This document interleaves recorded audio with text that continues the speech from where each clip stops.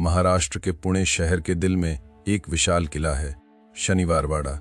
दिन में यहाँ पर्यटकों की भीड़ लगती है, लेकिन जैसे ही सूरज डूबता है, किले का माहौल बदल जाता है। रात होते ही एक अजीब सन्नाटा छा जाता है। गार्ड और स्थानीय लोग बताते हैं कि पूनम की रात यहाँ एक आवाज़ गूंजती है, एक दर्द भरी चीख। वह आवाज़ है काका मला वाचवा, यानी चाचा मुझे बचा लो। एक युवा राजकुमार की आखिरी चीख। यह सिर्फ एक भूत की कहानी नहीं है, यह 250 साल पुरानी एक सच्ची त्रासदी है। सत्ता, साजिश और विश्वासघात की कहानी। साल था 1772। मराठा साम्राज्य के पेशवा यानी प्रधानमंत्री माधवराव का 27 साल की उम्र में निधन हो गया। सत्ता की कमान अब उनके छोटे भाई नारायण राव के हाथों में आई। नारायण राव महज 17 साल के थे, एक किशोर राजकुमार, अनुभवहीन और निर्दोष। लेकिन वह सिंहासन पर बैठा तो कई लोगों की आंखों में ईर्ष्या आ गई। सबसे बड़ी दुश्मन थी उनकी अपनी चाची आनंदीबाई, एक महत्वाकांक्षी और निर्दयी महिला। वह चाहती थी कि उसका पति राजा बने। उसका पति था रघुनाथ राव, नारायण राव के चाचा। वह भी गद्दी का हकदार समझता था। दोनों ने मिलकर साजिश रचनी शुरू कर दी। 30 अगस्त 1773 पूरा पुणे गणेश चतुर्थी का त्योहार मना रहा था। शहर रोशनी से जगमगा रहा था, लेकिन किले के अंदर कुछ और ही हो रहा था। रघुनाथ राव ने गार्डों को आदेश दिया, नारायण राव को धरा यानी पकड़ो। लेकिन आनंदीबाई ने चुपके से आदेश बदलवा दिया। उसने एक अक्षर बदला, धरा से मारा यानी मार डालो। गार्डों ने वही किया जो उनसे कहा गया। वे नारायण राव के कमरे में घुस गए। राजकुमार सो रहा था। नारायण राव ने देखा कि उसकी जान खतरे में है। वह उठा और दरवाजे की तरफ भागा। वह चिल्लाया, काका मला वाचवा। वह उसी कमरे की तरफ भागा जहां उसके चाचा रघुनाथ राव सो रहे थे। उसने दरवाजा पीट पीट कर आवाज दी, चाचा बचाओ। अंदर से सिर्फ एक आवाज आई, जल्दी करो। चाचा ने दरवाजा नहीं खोला। उसने अपने भतीजे को मौत के हवाले कर दिया। गार्डों ने नारायण राव को पकड़ लिया और उस पर तलवार से वार करना शुरू कर दिया, एक के बाद एक वार। कहा जाता है कि उसके शरीर के टुकड़े टुकड़े हो गए थे।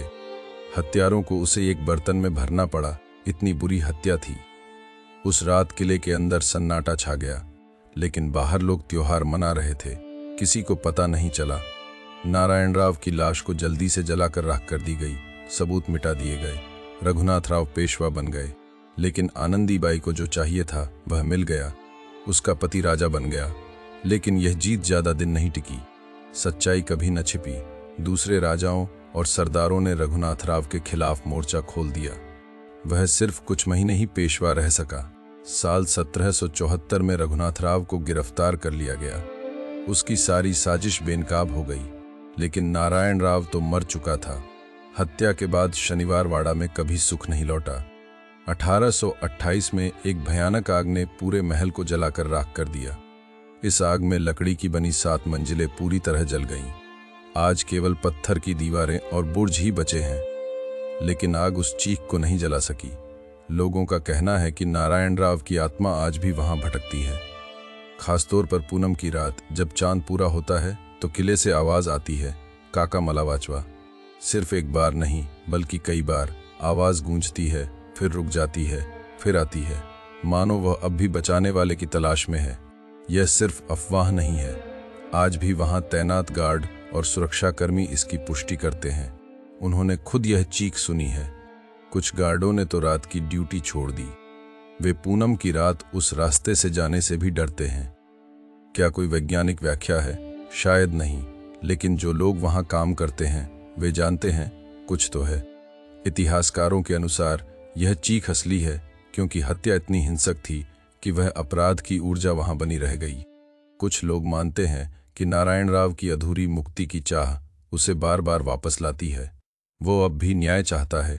शनिवार वाड़ा में घूमने वाले कई पर्यटकों ने भी अजीब अनुभव साझा किए हैं। अचानक ठंडी हवा, सन्नाटा या कोई परछाई। लेकिन सबसे डरावनी बात है, वह आवाज सिर्फ पूनम की रात आती है, बिल्कुल ठीक उसी तारीख को जब हत्या हुई थी। हर महीने की पूनम, साल की हर पूनम, पिछले 250 साल से उस लड़के की चीख थमती नहीं। क्या आप जानते हैं कि इस किले के अंदर अभी भी एक कमरा है जहां कभी कोई नहीं जाता? वह नारायण राव का कमरा था। स्थानीय लोग कहते हैं कि उस कमरे के पास से गुजरते वक्त कंधे पर किसी के हाथ रखने का एहसास होता है। लेकिन वहां कोई नहीं होता। आनंदीबाई, जिसने यह सब रचा था, उसका भी दुखद अंत हुआ। वह अपने पति के साथ कैद हो गई। दोनों की मौत जेल में हुई, लेकिन कर्म का फल भोगते हुए भी उसने कभी पश्चाताप नहीं किया। कहते हैं उसकी आत्मा भी वहां भटकती है, लेकिन डर से वह नारायण राव से बचती है। शनिवार वाड़ा सिर्फ एक पर्यटन स्थल नहीं है, यह एक चेतावनी है। सत्ता का लालच क्या कर सकता है, इसकी मिसाल है। एक मासूम राजकुमार, उसकी एकमात्र गलती थी, वह सिंहासन पर बैठा था, वह भी अपने ही घर में मारा गया। उसकी चीख आज भी हमें याद दिलाती है कि इतिहास हमेशा खून से लिखा जाता है और कभी कभी मरे हुए चुप नहीं होते। अगर आप कभी पुणे जाएं तो शनिवार वाड़ा जरूर देखें, लेकिन वहां ज्यादा देर रुकिए मत, खासकर पूनम के दिन, क्योंकि जब रात होगी और चांद पूरा होगा तो हो सकता है आप भी सुने काका मला वाचवा। और फिर यह कहानी सच्ची है, हर शब्द सच्चा है। नारायण राव को उसके ही लोगों ने मारा और उसकी आत्मा को आज भी चैन नहीं।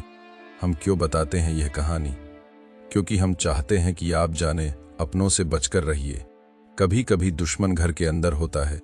नारायण राव तो राजकुमार था, लेकिन आप कोई भी हों, ऐसे लोगों से सावधान रहिए जो आपकी तरक्की से जलते हैं। वे आपके अपने भी हो सकते हैं। शनिवार वाड़ा की यह कहानी आपको कितनी डरावनी लगी? क्या आपने कभी किसी किले में ऐसा कुछ महसूस किया है? हमें कमेंट करके ज़रूर बताएं। और हाँ, अगर आपको यह कहानी पसंद आई तो लाइक और शेयर ज़रूर करें। सब्सक्राइब करना मत भूलना, क्योंकि आने वाले एपिसोड में हम लेकर आएंगे और भी डरावनी असली कहानियाँ इंडिया से और फिर दुनिया से। अगली कहानी में मिलेंगे।